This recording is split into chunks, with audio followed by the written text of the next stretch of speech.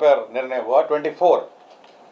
सर्वप्रथम जो निर्णय हुआ है ये सीतामढ़ी जिले में मां सीता की जन्मस्थली पुनौरा धाम का श्री राम जन्मभूमि तीर्थ क्षेत्र अयोध्या के अनुरूप विकास किए जाने हेतु तैयार वृहद योजना की स्वीकृति आज मंत्रिपरिषद ने दी है।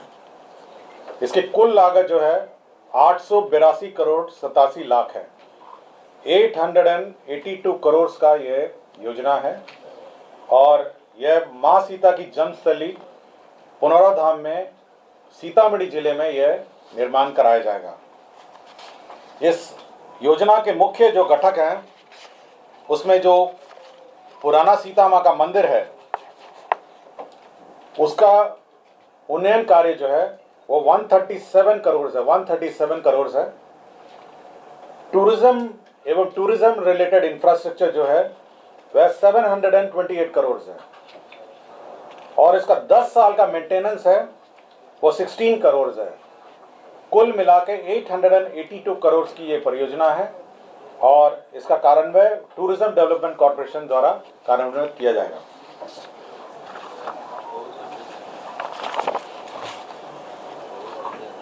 श्रम संसाधन विभाग का एक प्रस्ताव था जिसके तहत एक नई योजना की स्वीकृति दी गई है जिसका नाम है मुख्यमंत्री प्रतिज्ञा योजना। इस योजना के तहत जो हमारे विभिन्न स्टूडेंट्स हैं, विभिन्न जो पास आउट हैं, जो 12th पास हैं या ITI के पास आउट हैं, स्नातक है, इन सभी को इंटर्नशिप की राशि मिलेगी। जो पास आउट होने के बाद जो विभिन्न कंपनियों में ये काम करेंगे, ट्रेनिंग लेंगे, प्रशिक्षण लेंगे, इनको इंटर्नशिप की राशि दी जाएगी या 3 महीने से लेकर 12 महीने तक यह राशि दी जाएगी। 3 मंथ से लेकर 12 मंथ तक इंटर्नशिप की राशि दी जाएगी। जो कौशल विकास कार्यक्रम के अंतर्गत जो 12th पास हैं उनको इंटर्नशिप के रूप में 4000 रुपये दिया जाएगा। ITI पास, डिप्लोमा पास को 5000, स्नातक है, स्नातकोत्तर का मासिक इंटर्नशिप 6000, अपने गृह जिला के अतिरिक्त किसी भी जिले में कार्य करने हेतु तो आजीविका सहयोग हेतु मासिक राशि 2000 या अतिरिक्त 3 महीने तक का मिलेगा और राज्य से बाहर इंटर्नशिप हेतु 5000 प्रति माह अतिरिक्त राशि प्रदान की जाएगी। तो ये सभी जो लाभुक हैं ये DBT के माध्यम से भुगतान होगा। इसके लिए कमेटी बनाई गई है। ये विकास आयुक्त की अध्यक्षता में एक कमेटी टास्क फोर्स गठन किया गया है जिसमें उद्योग के प्रतिनिधि भी हैं, CII, FICCI, BIA सब हैं और ये इंटर्नशिप की राशि जो है ये हमारे जो इंटर्न्स हैं उनको उनके खाते में सीधी दी जाएगी। कला एवं संस्कृति विभाग की एक नई योजना है जिसके तहत बिहार राज्य है। इसके तहत वर्ष 2025-26 में 1 करोड़ रुपए का प्रावधान किया गया है।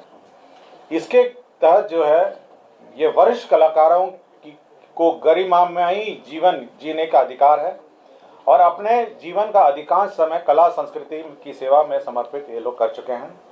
अतः ये सरकार ने यह निर्णय लिया है इन सभी उत्कृष्ट कलाकारों को 3000 रुपये मासिक पेंशन की राशि यह दी जाएगी। इसके लिए कुछ गाइडलाइंस भी है। आयु सीमा कलाकार की युवा कम से कम 50 वर्ष या उससे अधिक होनी चाहिए। इनका आय का भी, इनकम का भी इनका लिमिट है कि 1,20,000 से अधिक नहीं होना चाहिए और अनुभव जिला, राज्य स्तर पर पारंपरिक, शास्त्रीय, चाक्षुष एवं प्रदर्शन कला क्षेत्र में न्यूनतम 10 वर्ष का सक्रिय योगदान होगा। तो ये कलाकारों के लिए बहुत महत्वपूर्ण आज योजना स्वीकृत की गई। कला संस्कृति विभाग का एक और आज नई योजना का इसमें स्वीकृत हुआ है। इसमें जो हमारे दुर्लभ कला हैं, समृद्ध संस्कृति विरासत, दुर्लभ एवं विलुप्त प्राय कला को संरक्षित करने का भी राज्य सरकार ने लिया है, जिसमें विलुप्त प्राय लोक गाथाएं हैं, विलुप्त प्राय लोक नाट्य हैं, विलुप्त प्राय लोक नृत्य हैं, विलुप्त प्राय लोक संगीत हैं और विलुप्त लोक प्राय वाद्य यंत्र हैं। तो सभी प्रकार के जो ये हैं हमारे जो विलुप्त प्राय कलाएं हैं उसको संरक्षित करने के लिए 2 वर्षों का इन्होंने प्रशिक्षण कार्यक्रम भी रखा है और इसके तहत 1,11,60,000 रुपये इसके तहत व्यय होंगे। इसमें शास्त्रीय कला भी है और विलुप्त प्राय चित्रकला भी है। और इसमें गुरु को प्रोत्साहन राशि है 15,000, संगीतकार को है प्रोत्साहन राशि 7,500 और शिष्यों को प्रोत्साहन है 3,000 रुपये। तो जो भी हमारे विलुप्त प्राय हमारी जो कलाएं हैं उसको संरक्षित करने के लिए राज्य सरकार ने निर्णय लिया है और इसके लिए नई योजना स्वीकृत की गई है। नगर विकास विभाग ने हमारे जो इंडस्ट्रियल एरिया में जो निर्माण कार्य हैं उसके लिए बिल्डिंग बायलॉ में छूट दी है और रिलैक्सेशन दिया है। इसके तहत जो सेटबैक है बिल्डिंग का, इंडस्ट्रियल एरिया का बिल्डिंग का सेटबैक है, उसमें परिवर्तन किया गया है और एफएआर में भी इसमें परिवर्तन किया गया। पहले एफएआर बहुत सीमित था, एफएआर को संशोधित करते हुए एफआईआर को बढ़ाया गया है और सेटबैक में भी परिवर्तन किया गया है। इसमें एफआईआर में बहुत बड़ी राहत दी गई है। अभी एफआईआर में 3.5 for municipal and development area है और 5 for CBD and TOD area है। तो एफआईआर में बहुत रियायत दी गई है और सेटबैक में भी ये मिनिमम सेटबैक फ्रंट और साइड सेटबैक में भी रियायत दी गई है। पंचायती राज विभाग का आपको याद होगा कि राज्य सरकार ने एक घोषणा की थी, माननीय मुख्यमंत्री जी ने घोषणा की थी, जिसके तहत राज्य स्तरीय पंचायती राज संस्थाओं में ग्राम कचहरी, राज्य पंचायती राज संस्थाओं एवं ग्राम कचहरी के निर्वाचित प्रतिनिधियों का इलाज हेतु मुख्यमंत्री चिकित्सा सहायता कोष से अनुदान भी दिया जाएगा। इसकी आज औपचारिक स्वीकृति मंत्रिपरिषद ने दे दी है। कृषि रोड मैप की योजनाएं आज स्वीकृत हुई हैं। इस पहला है केंद्र प्रायोजित प्रधानमंत्री राष्ट्रीय कृषि योजना के तहत मृदा स्वास्थ्य एवं उर्वरता योजना अंतर्गत अनुमंडलीय स्तरीय मिट्टी जांच प्रयोगशाला की स्थापना, जैव उर्वरक एवं कार्बनिक उर्वरक गुणवत्ता नियंत्रण प्रयोगशाला की स्थापना, इसकी साथ स्वीकृति दी गई है। कृषि रोड मैप के अंतर्गत ही कृषिनोन्नति योजना के तहत सब मिशन ऑन एग्रीकल्चर एक्सटेंशन योजना, इसकी आज स्वीकृति दी गई है। आज केंद्र प्रायोजित योजना national mission on natural farming अंतर्गत इस योजना की स्वीकृति दी गई है और राज्य योजना कृषि रोड मैप के तहत मुख्यमंत्री गन्ना विकास कार्यक्रम के तहत 49 करोड़ की योजना स्वीकृत की गई है।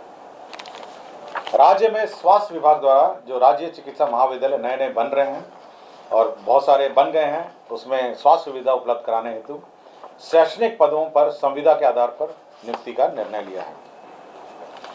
पर्यावरण जलवायु परिवर्तन विभाग द्वारा केंद्र प्रायोजित स्कीम के अंतर्गत राष्ट्रीय जलीय पारिस्थितिकी तंत्र संरक्षण हेतु गोकुल जलाशय भोजपुर, इसका विकास का निर्णय लिया गया। इसके तहत 32 करोड़ 48 लाख 30 हजार रुपये व्यय होंगे। ग्रामीण कार्य की एक योजना है सुलभ संपर्क का, जिसके तहत मोतिहारी जिला अंतर्गत गमरिया चौक रक्सौल NH-28A से गमरिया चौक आदापुर तक का पथ, जिसकी कुल लंबाई 12.8 किलोमीटर है, के पथ का आरेखन चेनेस 4 किलोमीटर पर अवस्थित 77.48 मीटर लंबाई एवं चेनेस 10.270 किलोमीटर पर अवस्थित 58.120 मीटर लंबाई का उच्च स्तरीय पुल का निर्माण का निर्णय लिया गया। जल संसाधन विभाग द्वारा सिंचाई प्रमंडल जहानाबाद अंतर्गत जहानाबाद जिले के पुनहदा पंचायत में विभिन्न गांवों में सिंचाई योजना का पुनर्स्थापन एवं संपोषण कार्य यह स्वीकृत किया गया। इसके तहत 42 करोड़ 98 लाख व्यय होंगे। श्रम संसाधन विभाग ने जो खतरनाक उद्योग में महिलाओं को कार्य करने में प्रतिबंध था, एक ये बिहार कारखाना नियमावली 1950 का नियम 95 में 13 अनुसूचियों में अंकित खतरनाक जो कार्य हैं वो महिलाओं के लिए प्रतिबंधित था। इस प्रतिबंध को अब हटा लिया गया है। इसमें केवल गर्भवती एवं दुग्धपान कराने वाली माताओं का नियोजन प्रतिबंधित रहेगा। अन्य सभी महिलाओं को इस उद्योग में कार्य करने का अब अवसर होगा। इससे महिलाओं को रोजगार के और अवसर बढ़ेंगे। राज्य के विभिन्न सेवाओं संवर्ग में प्रोन्नति के लिए वेतन स्तर के आधार पर निर्धारित न्यूनतम कालावधि इसमें शांत किया गया है।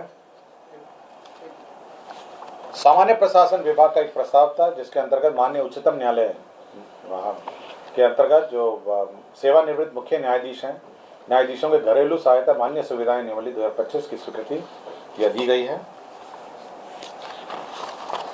निर्वाचन विभाग ने आगामी विधानसभा के चुनाव में मतपत्रों का जो प्रिंटिंग है way message Saraswati press Kolkata में करने का निर्णय लिया है।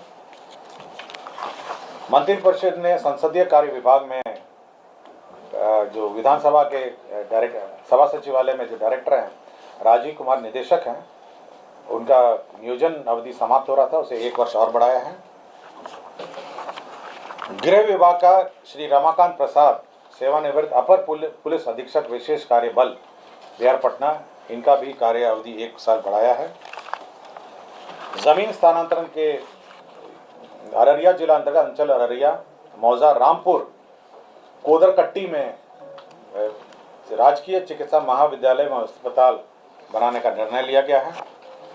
बेगूसराय जिला अंतर्गत अंचल बरौनी, मौजा, सिमरिया में जो सिमरिया घाट धाम को भूमि पर्यटन विभाग को स्थानांतरण करने का निर्णय लिया है। तो कुल आज 24 एजेंडों पर निर्णय हुए हैं। धन्यवाद।